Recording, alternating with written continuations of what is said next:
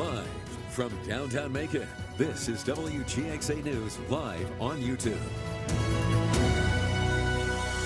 Hi, good evening, Middle Georgia. I'm Greg Lloyd. Amanda Peralta has the night off, and thanks for watching WGXA News at 5:30. Georgia lawmakers are looking for ways to combat a growing shortage of truck drivers in the Peach State. Our Brianna Cook joins us live in Macon with details on how they're searching for a solution. Brianna? Greg, the committee formed to study the shortage says it won't be a one solution fix all and that they're going to have to tackle it from various ways. A Senate study committee formed to find solutions to an inadequate supply of truck drivers had their first discussion on the problem Wednesday. Senators, truck companies, and commissioners spoke out on why Georgia is experiencing such a large shortage. Truck companies say there are several things making truck driving less attractive to people looking for jobs. A speaker from Taylor Trucking Incorporated says the electronic logging device, which was implemented in 2018, has now made it more difficult for current truckers. You know, you might get a little sleepy, pull over, get you a cup of coffee. Well, a truck driver used to could pull over, log out, take a nap, and 2 hours later, wake up and go back, you can't do that anymore. Once you start daily, you have to go. He also says it's a tedious process to become a trucker, not only for the driver, but also the company. Anybody sitting in this room, they get up, get in their car, and they go to work. They do their job and they go home. You hire a truck driver, it takes them a half a day to fill out an application. Everything's scrutinized. Then just say after he gets hired, then we as a company have to put in twice as much as the feds require to cover us, to protect us from these insurance. Commissioner John King says insurance for truck driving is also a headache. He expressed that Georgia is one of 4 states in the nation with the direct action law. Georgia does not allow an insurer to be named as a defendant in any other business except for trucking. So imagine this, only the trucking industry is subject to these kind of requirements where an insurance company can be named as a named defendant on any lawsuit. Other problems behind the trucker shortage are older drivers going into retirement, the federal minimum age of 21 to truck drive over state lines, and the pandemic shutting down several driver training schools. Some things are already being done to battle those issues. The technical college system has been working for the past decade to train young Georgians to replace those retiring truck drivers. Other colleges in Georgia are now expanding their commercial drivers program. This was just the very first meeting for that committee and a preview into next year's legislative session, so we will keep you updated on more to come. Reporting live in Macon, Brianna Cook, WGXA News. Thank you, Brianna. And Bibb County commissioners are going to have a busy meeting tonight. One of the issues on hand, a potential change to closing time for local bars. Currently, alcohol sales must stop at 2 a.m. and the business is required to close an hour later at 3. Mayor Lester Miller says that's putting a burden on businesses and it's a rule often ignored. He's now wanting to get rid of the hour gap between alcohol sales and closing time. Commissioners will also discuss another proposal from the mayor on large gatherings in the county. Miller is wanting to limit when and where these gatherings can be held in the name of public safety. Under the proposal, gatherings of 10 or more people must get a permit to be on the public right-of-ways between midnight and 6 in the morning. If passed, anyone violating the ordinance would face a $50 fine. And local food trucks could be seeing some changing ordinances. These changes stemming from issues with some food trucks blocking parts of the road, not disposing properly of trash, or disturbing businesses. The ordinance would require food trucks to have proper permits, written permission to be on private property, and permission from the mayor's office to be on public property, and limits them to be open between the hours of 7 a.m. and 10 p.m. A public hearing is underway at Centerville tonight as city leaders discuss their plans for a property tax increase. Tonight's meeting started at 5 in Centerville City Hall. The need for an increase comes after the proposed budget the city adopted exceeds what would be collected by the 2023 rollback rate. So leaders say there's a need to generate additional revenue. The Macon Water Authority is facing complaints from some customers about increased water bills despite no significant changes in water usage. The MWA says customers are seeing these bills increase because of the replacement of aging meters and the adoption of the automatic meter reading system, which provides more accurate readings of water consumption. According to MWA staff, the new meters function correctly and accurately measure water usage, addressing issues caused by older meters that were past their 10-year lifespan and no longer provided accurate readings. The system also offers more efficient data collection, reducing the risk of human error. The MWA is considering further upgrades which will provide real-time data to customers, enabling them to monitor their water usage closely. Customers concerned about leaks are encouraged to check their meters and monitor their lawn for signs of increased water usage. A heads up for Macon residents: if you use the Riverside Drive post office come October, you'll need to find a new location for your needs. USPS representatives say the lease for the office on Riverside Drive has not been renewed, but the service says they're on the search for another location. Until then, the post office box services are shifting to the location at 451 College Street. Macon gas prices are seeing a slight increase, but the cost per gallon is still lower than what it was a month ago. According to Gas Buddy, the average in Macon is up more than 3 cents a gallon from last week at $3.48. That's 13 cents lower than last month. The national average is slightly lower at $3.81 per gallon, just 1 cent less than last week's average. And tonight we're taking a live look at Hartsfield-Jackson International Airport in Atlanta after all United Air flights nationwide were briefly grounded today. The company says it identified a fix for a system-wide issue. According to the FAA, United crews weren't able to contact dispatchers through normal means. The stoppage lasted half an hour. United says it's working to get travelers to their destinations as soon as possible.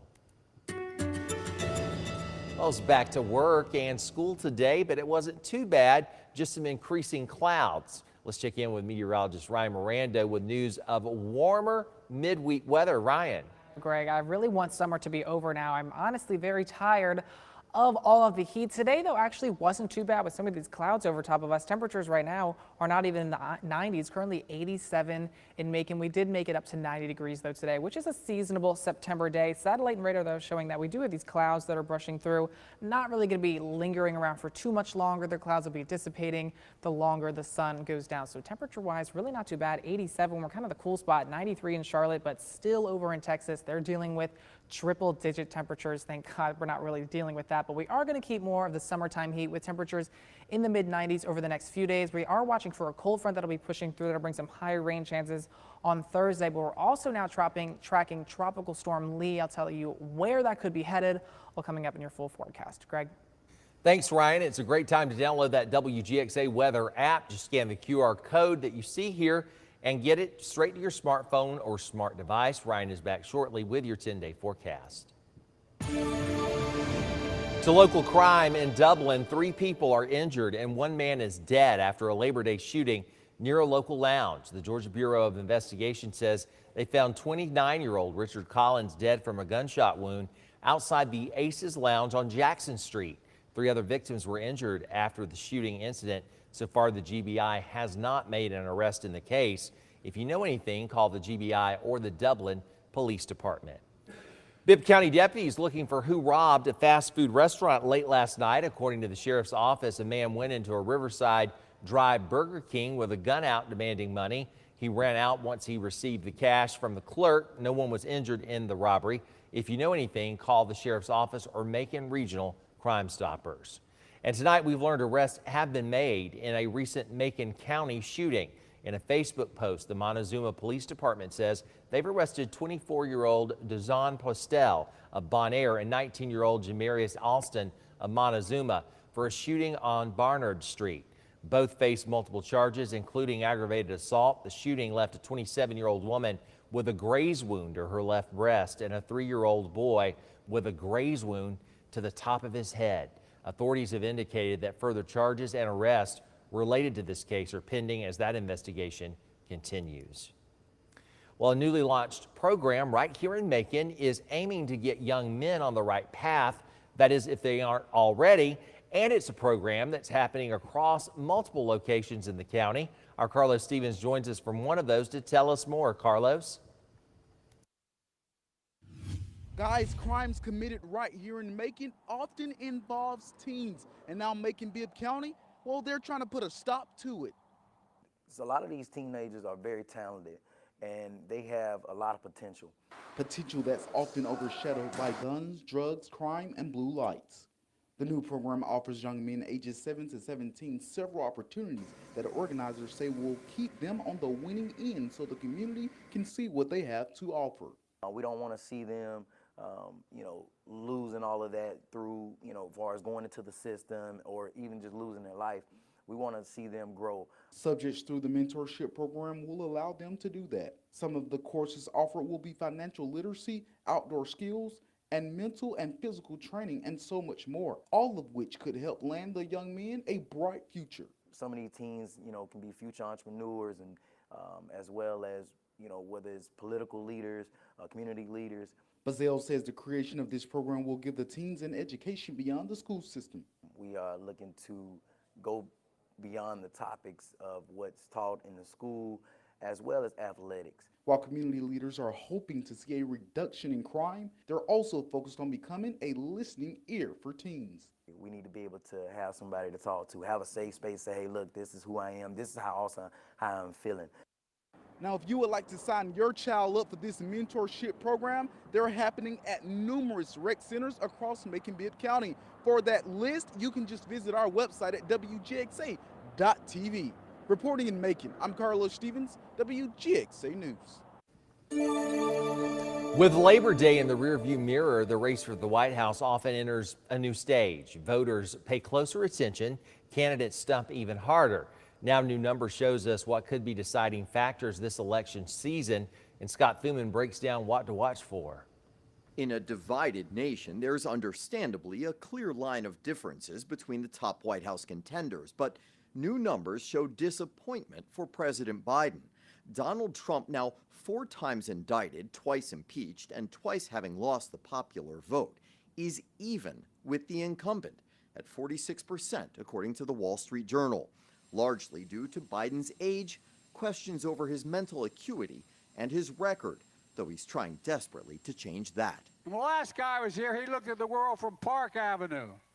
I look at it from Scranton, Pennsylvania. Fixing supply chains. And spending $25 million on ads airing during football games and elsewhere to bolster voters' faith in so-called Bidenomics, even as 58% say the economy's gotten worse under his leadership.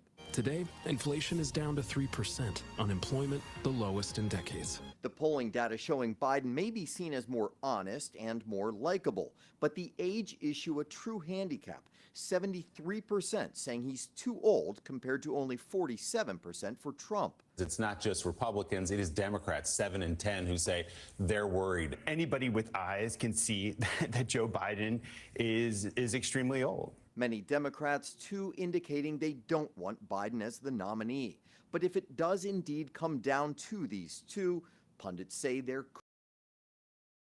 could be a the Democrats, almost 100%, very close to it, plus a sizable majority of independents, are simply not going to buy that Donald Trump should be rewarded with another 4 years in the Oval Office. Timing is also a factor, and Donald Trump could be defending himself in multiple courtrooms just as people are voting. And also critical, the economy. Will it be improving, which would help President Biden, or will it take a turn for the worse? In Washington, I'm Scott Thuman.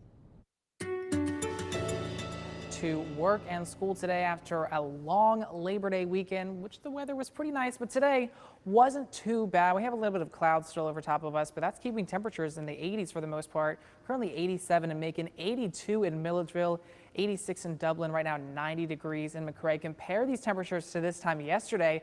We're running anywhere from about 0 to 9 degrees cooler, but unfortunately some of this cooler weather with the clouds over top of us really is not going to be sticking around for the next few days or so. So this is what our highs were so far today. Dublin, Perry, Macon made it all up to 90 degrees. That is the seasonable average high for this time of the year. Warner Robins, though, didn't even make it into the 90s, and also Byron also only made it to 87 degrees. Temperatures tomorrow for everyone likely will be into the mid-90s. The satellite and radar showing there's the clouds that are pushing through. There's not a lot behind it, so the clouds will be clearing out over for tonight, and that'll make the overnight period pretty comfortable as temperatures will be calming back down into the mid-60s, partly cloudy, 66 degrees. So stepping out the door tomorrow, we'll still have a little bit of that fall chill in the air, but it'll still be rather humid at 8 o'clock though.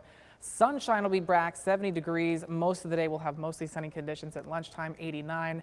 And tomorrow and during the afternoon, those temperatures will be hovering around in the mid-90s. However, when you do factor in the humidity, the feels like temperatures will be nearing that century mark again for Wednesday and Thursday. So we're still going to be feeling like summer. However, Friday and then towards the weekend, the feels like temperatures finally come back down. Now tomorrow we are watching for a front that will be pushing through on Thursday, likely going to be giving us some scattered thunderstorms. Not going to be a washout, but rain chances otherwise going to be pretty isolated in nature. No really big washout of days ahead. Now, also in the first week of September, it's normally when we have the statistical peak of hurricane season, when we see the most activity, and we do have one tropical storm out there, Tropical Storm Lee, which could be really packing a punch out there, likely to become a major Category 4 hurricane as it moves through the tropical Atlantic. Right now, most of the models do have it shifting to the north before making landfall or having any kind of impacts on the East Coast, but it's still a little too early to tell where exactly that storm will be going. I'll be sure to keep you posted. And in your 10-day forecast, tomorrow features a lot of sunshine up to 96 degrees. That feels like temperature though, feel like more like 100. Thursday, that front pushes through, so we do get some scattered thunderstorms in the afternoon. Not going to be a washout of a day. Up to 95 degrees, still 5 degrees above average. Friday, we could have some isolated storms around, and we'll really continue those rain chances. Could be here or there, but really not going to be dealing with a lot of rain. This weekend is looking pretty nice. Still going to have temperatures above average both days in the low 90s under mostly to partly sunny conditions. Next Monday and Tuesday, we rinse and repeat temperatures into the low 90s. But look, next Wednesday, Thursday, or Friday, temperatures potentially only into the 80s. Fall's on the way. I promise you it's coming. So here's your Harrison's Body Shop Fish and Game forecast. Peaks at 7 a.m. and 8:20 p.m. Greg, back to you. Thank you, Ryan. The sports, the Mercer University Bears are regrouping following their loss 73-7 to Ole Miss.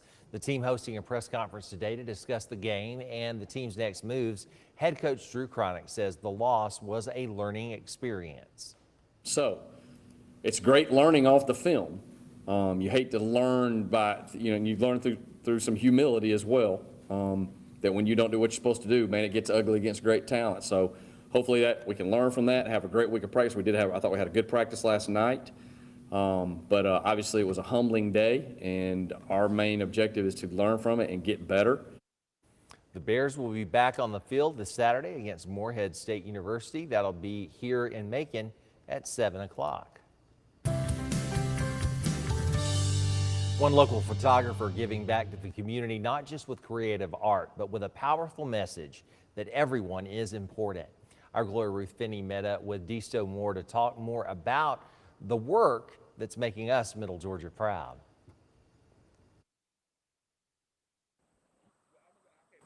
Around 9 years ago, Disto Moore quit his job and bought a camera. I'm a Nikon person now, but a Canon. That's my first one. The self-taught photographer has had his work shown in galleries, featured at events, and the cover of magazines. I got a rapport of only help people get help over the years. They're like, that's a photographer, man. That's a cameraman. Right? Many of his subjects are from the Pleasant Hill community where he grew up. My mother would tell me stories of these people in these neighborhoods. There was no photo behind them because nobody never took these photos of these people. Growing up in the black neighborhood sometimes, photos not really important. Many other people he photographs are homeless. I never look down on nobody unless I'm reaching down to help them up. One of his newest projects is called Take a Walk in My Shoes, photographing people as they are, then providing them with a new pair. It's a project dear to my heart because a lot of people get looked over every day, man. I'm just doing something way bigger than me. I'm just a vessel. I'm just a person who is happen to have a camera who document these people. He says his goal is to make people feel good about themselves, a gentle reminder they matter. They are human beings, man. They are special. I don't care who you are, man. You are special, man. It's what he calls giving people their flowers while they can still smell them. Disto's advice for people on the fence of pursuing a new skill. Go for it, man. Go for it. Try something, man. Every expert was once a beginner, man. You got to fail. You got to fail your way to success. I'm still learning every day. I learn something every day new. What Disto said there reminds me of something I heard years ago from an elderly lady at church who said you should give people their flowers before the funeral, and he's certainly doing that. What a wonderful story. If you'd like to check out more of his work or get involved in helping others, just look for this story on our website, WGXA.tv. Well, good afternoon, everyone. I'm Gary Thigpen. I'm here again today at the Humane Society of Houston County in Warner Robins. I'm joined again today with Dee, and also we have Desmond we're going to tell you about today. So Dee, tell us a little bit about Desmond. Desmond joined us a couple of weeks ago. He was found in the middle of the road on Highway 41. Oh my goodness. And someone got him before he got hit by a car. Desmond is a little low rider. We think he's got some basset in him because he's got these little basset legs. And he's typical puppy. He's loud and he's proud. And he's extremely sweet. And full of kisses, as you can see there right now. He's got a lot of love to give. And Dee, if someone would like to take Desmond out, like you said, he was found on the middle of the road. We didn't want him to get hit by a car. If they want to share and give him a good home, how would they do that? They go on our website and fill out our application. Do allow it 7 to 10 business days to process that, please. All right, that's the Humane Society of Houston County. Let's go ahead and go online and do that. Let's ask for Desmond, put in your name. Let's find him a really good home. He deserves it. Thank you so much, Dee. Thank you. Well, some of us may be ready for cooler weather, but it's going to feel like summer for at least a few more weeks. So try to keep your frustration, Ryan Mirando, in check. No. Yes. Studies have shown that heat may exacerbate bad behavior. That's why. It makes sense now. Oh, it sure does. A lot of things do after reading that. Researchers looking for a correlation between high temperatures and anger randomly assigned 2,000 college students in California and Kenya, or a temperate one. They found some of the students in the hot room in Kenya became consistently more aggressive in their game play than those who were in the moderate room. There are other studies that confirm violent crime spike when it's hot outside. I'd just be angry knowing I was in the room with no air conditioning. I should I should do a PhD on this because I feel like that kind of like ties with my personality. I feel like I'm Lava Girl. If you know who that is, Shark Boy and Lava Girl, like I identify as Lava Girl. I just get angry, then I get hot, and then I get hot, which makes me angry. It's just like a never-ending cycle. But if I chew on some ice or like have a nice cold drink, it like brings me back. It's weird. I'm Lava Girl. I don't know if you know who Overwhelmed Man is, but that's who I am and identify with right now because I have no idea who any of those people are. Shark Boy and Does that Lava make Girl. me bad? I guess I No. need to get more No, pop it's fine. culture educated. It's fine.